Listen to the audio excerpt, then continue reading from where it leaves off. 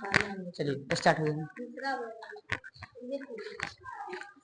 हाँ तो नमस्ते जी। देखिए आज इसके पहले हम चार गो क्वेश्चन सॉल्व कर लिए थे। टोटल 9 गो क्वेश्चन को सॉल्व करने का हमको टारगेट है। और ये बिहार बोर्ड में हम बोले तो कम से कम आप लोगों को पहले ही बता दिया, ये मेरा दूसरा लेक्चर है। दोबारा बता दें, ये मेरा दूसरा लेक्चर है केमिस्ट्री का बिहार बोर्ड। और इसके पहले हम 4 गो क्वेश्चन सॉल्व करा दिए थे। आइए बताए थे कौन करा दिए थे। संयोजन हम समझा दिए थे और वियोजन समझा दिए थे। इसके बाद व्युत्पन्न और एकल विस्थापन, यानी 4 गो टॉपिक हम समझा दिए थे। आज का जो टॉपिक है हमारा उभय विस्थापन। देखो हम लंबा समय वीडियो में नहीं लेंगे, हम छोटा समय लेंगे और छोटा के साथ कुछ बेहतर देने का प्रयास करेंगे ताकि आप इसको बढ़िया से देखिए। और इसको अगर आपको एक बार में समझ नहीं आ रहा है तो कम से कम आप इसको 2 बार वीडियो देखिए। ठीक, तो आइए हम समझने का प्रयास करते हैं। उभय विस्थापन, देखो उभय मतलब होता है दोनों का विस्थापन। विस्थापन डबल डिस्प्लेसमेंट रिएक्शन। ठीक, आइए हम समझते हैं। क्वेश्चन है हमारा उभय विस्थापन अभिक्रिया। उभय विस्थापन अभिक्रिया यानी उभय विस्थापन अभिक्रिया क्या होता है, डबल डिस्प्लेसमेंट रिएक्शन क्या होता है। तो आप इतना ध्यान से इसको देखिए। हम परिभाषा बेहतर से बेहतर लिखने का प्रयास करेंगे और आपको बहुत अच्छा तरीका से समझाने का प्रयास करेंगे। आइए चलते हैं। ठीक, उभय विस्थापन लिखेंगे वह अभिक्रिया जिसमें दो यौगिक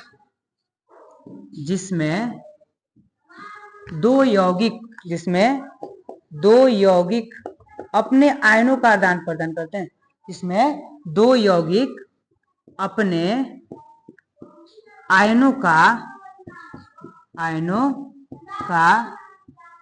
आदान प्रदान करते हैं। आदान प्रदान नहीं बंद हुआ है, आदान प्रदान करते हैं। वह अभिक्रिया जिसमें 2 यौगिक अपने आयनों का आदान प्रदान करते हैं उसे उभय विस्थापन अभिक्रिया कहते हैं। उसे उभय विस्थापन अभिक्रिया कहते हैं। उभय विस्थापन अभिक्रिया कहते हैं। देखिए परिभाषा से कुछ आपको समझ में आया होगा। परिभाषा से आपको कुछ समझ में आया होगा।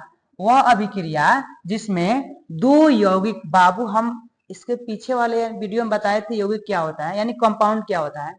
तो हम बताए थे कि जब तत्व आपस में मिलता है तो सर एक यौगिक का निर्माण करता है, सर एक कंपाउंड का निर्माण करता है। ठीक, तो आप समझ सकते हैं। लेकिन तत्व आप समझते हैं पीरियोडिक टेबल में जितने भी एलिमेंट्स है सब हमारे तत्व है, यही आपस में मिलते थे कि यौगिक बनाते हैं। तो वही यानी यौगिक उन्हीं को कहते हैं जब तत्व आपस में मिलते थे यौगिक बनाते हैं। यौगिक अपने आयनों का, आयन मतलब समय यानी धन आयन ऋण आयन, यानी प्लस माइनस को क्या करते हैं, चेंज करते हैं। आइए समझते हैं, का आदान प्रदान करते हैं, उसे ही उभय विस्थापन अभिक्रिया कहते हैं। अगर हम एग्जाम्पल के थ्रू देखें, यानी हम उदाहरण के थ्रू देखें तो NaCl सोडियम क्लोराइड और AgNO3। देखिए जो Na होता है प्लस होता है, Cl होता है माइनस और Ag प्लस और NO3 माइनस। आप लोग मेरा एक बहुत फेमस लाइन है कि इसी पर समझाने का प्रयास करेंगे कि चलो ले चले तुम्हें तारों के शहर में, ये धरती दुनिया मुझे प्यार न करने देगी। तो ये किसके साथ जा रहा है, NO3 के साथ जा रहा है, NO3 के साथ। और क्या बन जा रहा है हमारा AgCl। यानी हम इसको लिखने का प्रयास करें तो पहले हम लिख लेते हैं Na3 लिखते हैं, NO3 और प्लस AgCl। ठीक, तो ये क्या हो गया, ये कह रहा है ये चल गया किसके साथ, इसके साथ।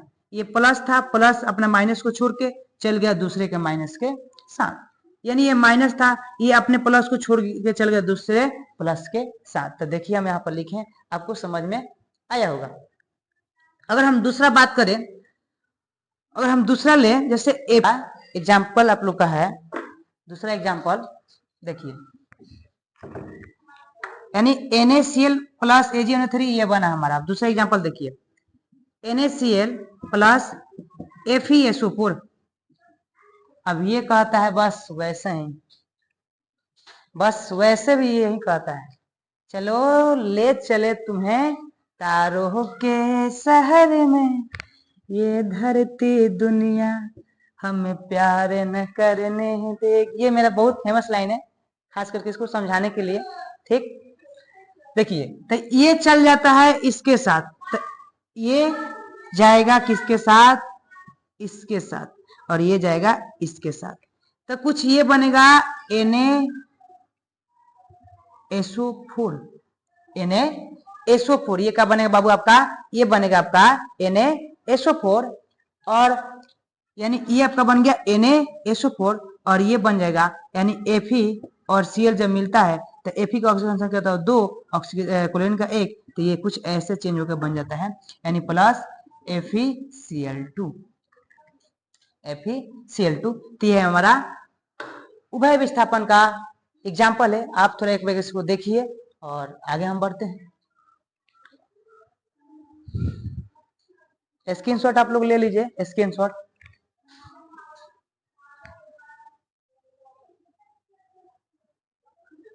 चलिए आगे बढ़ते हैं। ठीक, उभय विस्थापन हो गया। अब हम चलते हैं, यानी हमारा 5 नंबर क्वेश्चन था, यानी 5 नंबर क्वेश्चन था, और 6वां नंबर क्वेश्चन है। देखिए अवक्षेपण अभिक्रिया कौन सा है, अवक्षेपण अभिक्रिया, अवक्षेपण अभिक्रिया, यानी अवक्षेपण अभिक्रिया क्या है, अगर इसको उत्तर लिखें, उत्तर लिखने का प्रयास करें, अवक्षेपण अभिक्रिया क्या है, तो आइए हम समझते हैं। इसको परिभाषा में लिखेंगे, यानी जब अभिक्रिया किसी के साथ होता है, ऐसा समझिए, जब अभिक्रिया किसी के साथ होता है तो जो प्रतिफल प्राप्त होता है वो हमें ठोस प्राप्त होता है। कैसा प्राप्त होता है, ठोस प्राप्त होता है, उसी को हम बोलते हैं अवक्षेपण अभिक्रिया। आइए बोलेंगे वह अभिक्रिया जिसमें कोई प्रतिफल, वह अभिक्रिया, ऐसा ठीक है, वह अभिक्रिया जिसमें कोई प्रतिफल ठोस के रूप में प्राप्त होता है। कैसे बाबू, ठोस के रूप में प्राप्त होता है, उसे वह अभिक्रिया जिसमें कोई प्रतिफल ठोस के रूप में प्राप्त होता है उसे अवक्षेपण अभिक्रिया कहते हैं। क्या कहते हैं, अवक्षेपण, उसे अवक्षेपण अभिक्रिया कहते हैं, अवक्षेपण अभिक्रिया कहते हैं। क्या परिभाषा बोले, वह अभिक्रिया जिसमें कोई प्रतिफल, वह अभिक्रिया जिसमें कोई प्रतिफल ठोस के रूप में प्राप्त होता है उसे अवक्षेपण अभिक्रिया कहते हैं। क्या कहते हैं, अवक्षेपण अभिक्रिया कहते हैं। अगर हम इसका एग्जांपल देखें, यानी उदाहरण इसका देखें, तो ये उदाहरण होता है NaCl प्लस AgNO3। उदाहरण इसका है NaCl प्लस AgNO3। जब ये अभिक्रिया करता है तो बाबू बनता है आपका AgCl प्लस NaNO3। यानी सर अवक्षेपण कौन ठोस प्राप्त हो रहा है, सर ठोस कौन प्राप्त हो रहा है, तो बाबू जो AgCl ये आपका ठोस प्राप्त होता है, ठोस अवक्षेप होता है, ठोस अवक्षेप प्राप्त होता है, ठोस अवक्षेप प्राप्त होता है, ठोस अवक्षेप प्राप्त होता है। तो ये हमारा अवक्षेपण अभिक्रिया, वह अभिक्रिया जिसमें कोई प्रतिफल ठोस के रूप में प्राप्त होता है। कैसे बाबू, ठोस, उसे हम अवक्षेपण अभिक्रिया कहते हैं। जैसे NaCl सोडियम क्लोराइड को जब सिल्वर नाइट्रेट के साथ अभिक्रिया कराते हैं सर, यानी सर इसका जब अभिक्रिया होता है सर AgCl और NaNO3, यानी सर जो AgCl होता है ये हमारे साथ ठोस रूप में प्राप्त होता है। ठीक, चलिए आप स्क्रीनशॉट ले लीजिए इसको। चलिए बाबू स्क्रीनशॉट आप ले लिए होंगे, यानी हमारा 6 क्वेश्चन सॉल्व कर लिए, बस 3 क्वेश्चन और बाकी है। चलिए हम आगे बढ़ते हैं, चलिए हम इसको क्लीन कर देते हैं। चलो बाबू 7वां नंबर, आइए आगे बढ़ते हैं। 7 नंबर क्या है, उदासीनीकरण अभिक्रिया, उदासीनीकरण अभिक्रिया, उदासीनीकरण अभिक्रिया क्या है। चलिए हम इसको आगे बढ़ते हैं। ठीक, कि उदासीनीकरण अभिक्रिया क्या होता है, उदासीनीकरण अभिक्रिया क्या होता है। चलिए हम आगे बढ़ते हैं। देखिए बाबू इसका अगर परिभाषा लिखने का प्रयास करें तो देखिए, पढ़ाई का मतलब होता है आपको थोड़ा शांति पूर्वक बना के, आप अगर 1 घंटा पढ़ रहे हैं तो 1 घंटा मन से पढ़िए। ठीक, उसके बाद आप क्या कर रहे हैं उससे कुछ बहस नहीं है, जो आप 1 घंटा पढ़ रहे हैं शांति से 1 घंटा पढ़िए। यानी उदासीनीकरण अभिक्रिया क्या होता है, तो बोलेंगे वह अभिक्रिया, वह अभिक्रिया, वह अभिक्रिया जिसमें अम्ल किसी भस्म, वह अभिक्रिया इसमें अम्ल भस्म से, क्या लिखेंगे, वह अभिक्रिया जिसमें अम्ल किसी भस्म से अभिक्रिया कर, अम्ल किसी भस्म से अभिक्रिया कर, भस्म क्या लिखें बाबू, भस्म से अभिक्रिया कर, भस्म से अभिक्रिया कर, भस्म से अभिक्रिया कर, भस्म से अभिक्रिया कर क्या बनाता है बाबू, बनाता है आपका लवण और जल। क्या बनाता है, वह अभिक्रिया इसमें अम्ल किसी भस्म से अभिक्रिया कर लवण और जल बनाता है। क्या बनाता है, लवण और जल बनाता है, जल बनाता है। उसे उदासीनीकरण अभिक्रिया कहते हैं। उदासीनीकरण अभिक्रिया कहते हैं। उदासीनीकरण अभिक्रिया कहते हैं। यानी परिभाषा से आपको समझ में आ गया होगा कि वह अभिक्रिया जिसमें कोई अम्ल किसी भस्म के साथ अभिक्रिया करके क्या बनाना है बाबू, लवण और जल। आइए हम एग्जाम्पल लेते हैं। जैसे उदाहरण अगर हम ले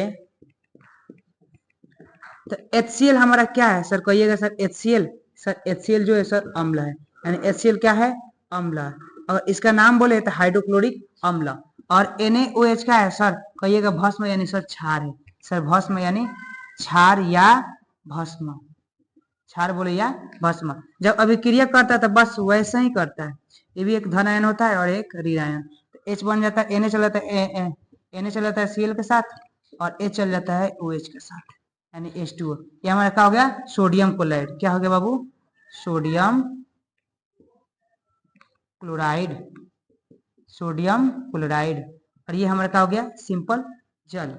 सिंपल क्या हो गया, जल। वैसे ही अगर बोले HCl को तो हाइड्रोक्लोरिक अम्ल, हाइड्रोक्लोरिक अम्ल। अगर इसको बात करें NaOH को तो बोलेंगे sodium hydroxide, sodium hydra oxide, sodium hydroxide. तो आप ये समझ सकते हैं कि उदासीनीकरण वह अभिक्रिया इसमें कोई अम्ल किसी भस्म से अभिक्रिया कर लवण और जल बनाता है, उसे उदासीनीकरण अभिक्रिया करते हैं। एग्जाम्पल दिए, समझ में आ गया होगा।